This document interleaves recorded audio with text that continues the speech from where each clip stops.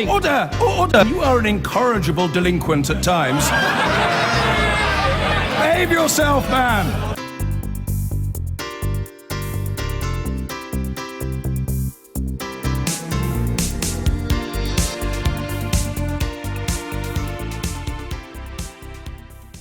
There's a simple principle to the Arms Trade Treaty. If you know your weapons will be used against civilian targets, don't sell them. That's why Oxfam claims the British government position on weapons sales to Saudi Arabia is morally bankrupt.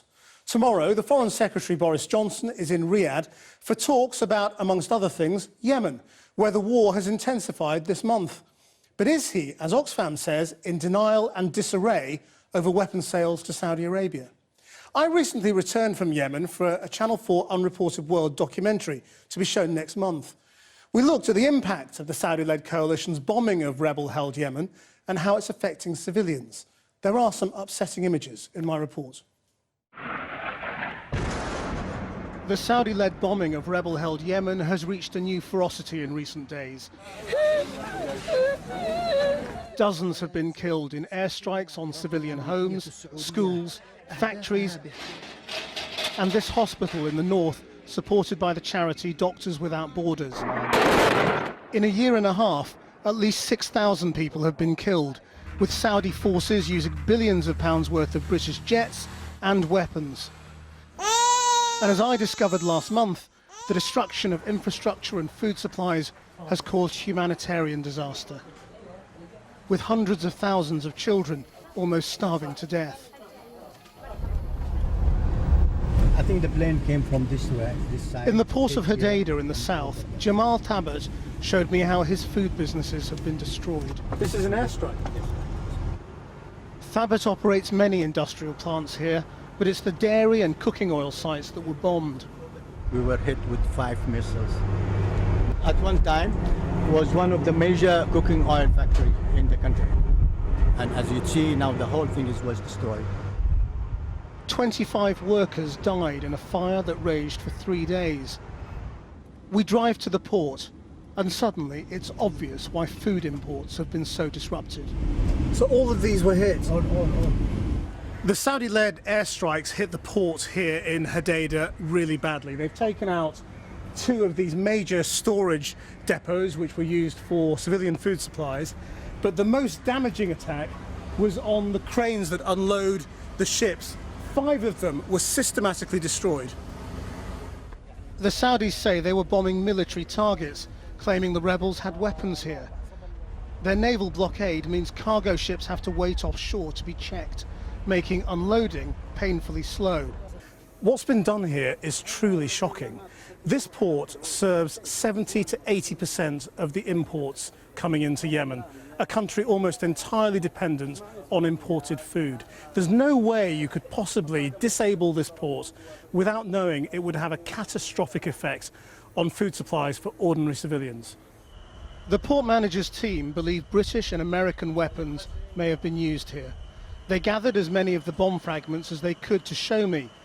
There weren't any serial numbers remaining, but we've shown these images to Human Rights Watch and other weapons experts who say they could be parts of either Paveway 4 or Paveway 2 guided bombs, made in Britain and America, respectively. Britain is understood to have sold more than 2,000 Paveway 4s to Saudi Arabia last year, and Human Rights Watch have documented their use in this city before. The strongest evidence we've seen has actually been in Hodeidah. It was from a bomb that was dropped in 2016 on a hangar containing food, containing rice. And the markings we could see afterwards indicated that bomb was manufactured in the UK in May 2015. 2 weeks ago, the Saudi-led coalition admitted to what it called 2 shortcomings in 2 out of 8 cases in which civilians had been hit. But campaigners argue there are now so many such cases that Britain must stop selling weapons to the Saudis. Amid more evidence of civilian casualties, the US said it is scaling down help to the Saudi armed forces over Yemen. But Britain is still involved in both targeting and weapons supply. The question is, how long can it go on saying it doesn't know whether Saudi Arabia is hitting civilians? We did ask BAE Systems, who export arms to Saudi Arabia, to provide a spokesperson for interview, but they declined, saying the rules around arms exports are a matter for the Foreign Office and the Ministry of Defence. So we spoke to those government departments, but no ministers were available to speak to us. The Foreign Office said it operates one of the most robust arms export control regimes in the world. I'm joined now by Sally Copley, Oxfam's Director of Policy and Campaigns, and from the New Forest, Sir Desmond Swayne, who was a minister in the Department for International Development until last month. Sally Copley, they say one of the most robust regimes in the world. You say disarray. Why? Well, I think it's very clearly not one of the most robust systems. They're just not doing it. We've seen very clearly, stage by stage, over the last year, different instances where the government have said different things to Parliament. And the question is, how much do they know that they're saying the wrong thing? So just to give you some background, last November, the former Foreign Secretary said, if it is proven that the Saudis are breaking international humanitarian law, then we will stop the sale of arms to Saudi Arabia. In February, a written answer to a question in Parliament said, we have assessed that there are not violations of international humanitarian law. And then the same government in July, at the very end of Parliament, the last day before recess, actually tabled 6 responses that said, sorry, we should have said, we have not assessed that there have been no violations of international humanitarian law. So we know very clearly that the government just isn't sitting in a clear position. So Desmond Swayne, why didn't the government apologise for misleading or maybe even lying to Parliament over its position on Saudi Arabia? Well, the statement was made in Parliament and the government made its position clear.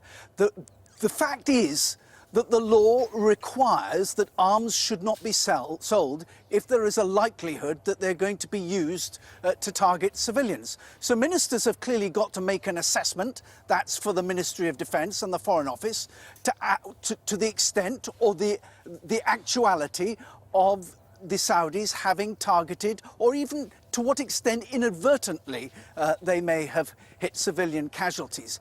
I'm not in a position to make that judgment or to see the evidence. All I can make is the political point, and I've made this before, the notion that if we disarm the Saudis, the Yemeni people's suffering will cease and this war will end is a nonsense.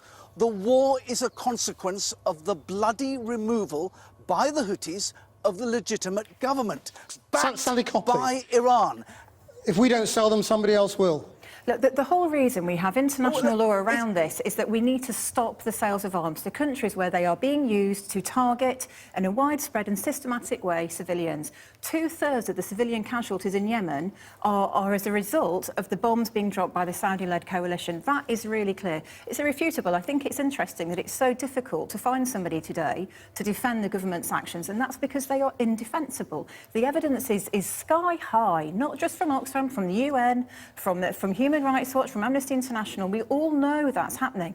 The Saudis themselves have even said there have been 2 breaches in the last couple of weeks of international humanitarian law. Now, the real question is, why do we think that's possible? It shouldn't be possible. The whole idea, the whole reason the British government really pushed for this law to be made, really pushed for it to be ratified in the UK even, is because the only way you stop civilians being harmed and maimed in such atrocious numbers is if we actually all say we won't sell the arms to those perpetrating countries. So Desmond Swayne?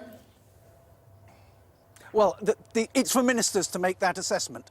But as I go back to the point, the fact is you have the 20-year dictator, Ali Saleh, of Yemen, in league with the Houthi administration, yesterday offering the military facilities of Yemen to the Iranians who back that regime. This is a much more complicated situation than simply blaming the Saudis and saying it's all down to them. There is a suggestion that much of the bombing has been done by the Houthis themselves. Indeed, that the damage to the cranes at they killed their own side, may did they? have been an inside job. No, that may have been an inside job. That is one of the most cynical accusations to level.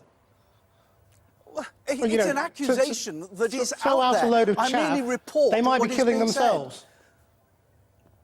No, they might be deliberately trying to tribute blame to the Saudis. Now, I'm not in a position as a minister to assess that evidence. What I want to come back to is this naivety that somehow we will end the war by disarming the Saudis. That is not the Sally case. Copley. Of course, Yemen is our law already... must be applied. Yemen is already a desperately poor country, but there are 6 children who are dying or being injured every day as a result of this war and as a result of those bombs coming from the Saudi-led coalition.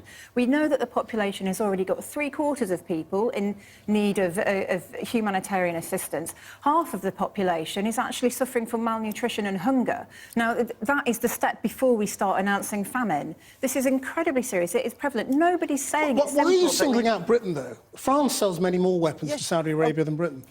America sells weapons to we are also raising issues with the Americans and with the French too, because this is the point of the treaty, is you stop the sale of arms to countries where they are being used in widespread and systematic attacks against civilians. And it is very clear that an awful lot of these attacks are happening at civilian targets. And we're not just supplying weapons, by the way, it's the military advice as well that we're giving. So, Desmond, what's so strange is that the Americans now clearly are worried. They're pulling out most of their staff who are helping in the Yemeni campaign. Britain is still there. Even Saudi Arabia admits now that it's hit civilians and has made breaches of international humanitarian law. You seem to be the only person who denies it's going on.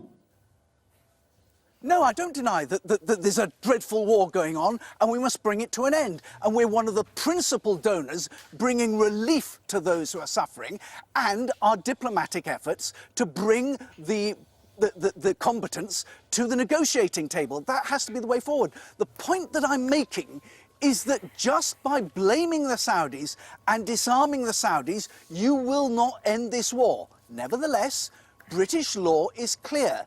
Arms may not be sold if they are used to target civilians. That is an assessment for ministers to make. So, Desmond Swain, thank you very much indeed, and Sally Copley, thank you for coming in.